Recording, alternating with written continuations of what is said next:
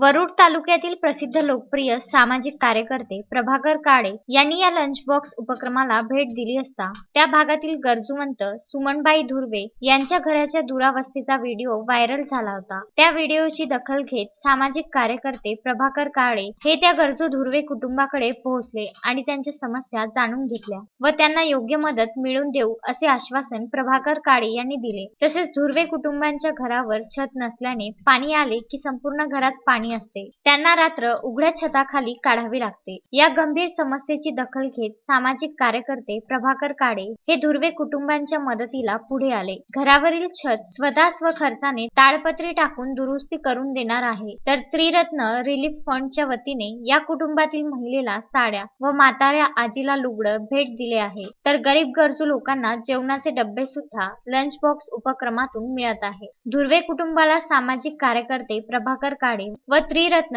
Relief fund या स्वयंसेवी संस्थेच्या वतीने या नागरिकांना जी मदत केली त्याबद्दल वरुड शहरातील इतर राजकीय व सामाजिक संघटनांकडून त्यांचे आभार व्यक्त केले जात आहे। रुपेश पांडे, विदर्भ न्यूज, वरुड।